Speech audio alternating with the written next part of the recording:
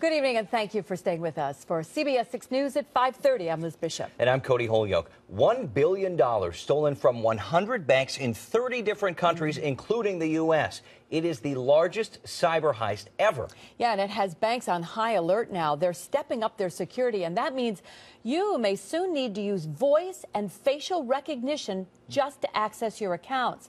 Our investigative reporter Jennifer Lukey is live in studio tonight with the real deal on how biometrics could be the future of cybersecurity. Jen?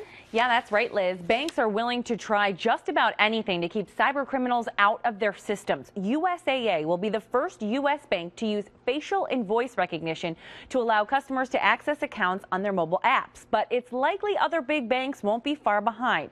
So take a selfie or two now and get ready to make some recordings. We all handle our money a bit differently. How do you do your banking? I actually just use dial. I call. I have a couple of different banks, and it's just easier to do it online. But recent events make us nervous. I use cash as much as I can instead of using my cards, and I'm just trying to be careful. But you want to make sure that even your cash is secure in the bank, and many of us now do that using an app on our cell phone. Do you worry about security? I do. That's why I don't do it. My husband does it. Have you ever had any problems? No. He's lucky, but others may not be. That's why USAA says it's adding voice and facial recognition to online banking. Basically, customers will take one cell photo and make 3 voice recordings. My bank account. And then logging into their mobile banking account will be a much different experience. There'll be different sayings that you can repeat in order to see if it's, is it really Jennifer? And then taking your face, and you have to blink in order to show that you're a live person. But when it comes to cybersecurity, even biometrics aren't a sure bet.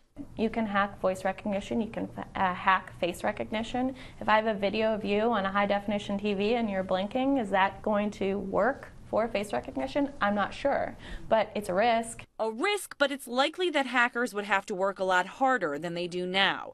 If your bank doesn't yet offer biometrics. Do you even have a password on your cell phone? A lot of people don't.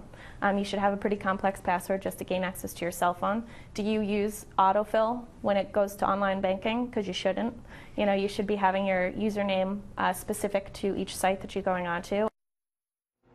Also, most websites, be it banking or email or whatever, offer 2-factor authentication. That requires both something you know, like your password, and something you have, like your cell phone. After you enter the password, you get a second code sent to your phone, and only after you enter that can you access the account. It sounds like a lot of extra work and time, and it might be a little bit extra time, but with all the hacking and cyber threats that are out there, it's worth it for your protection. Cody.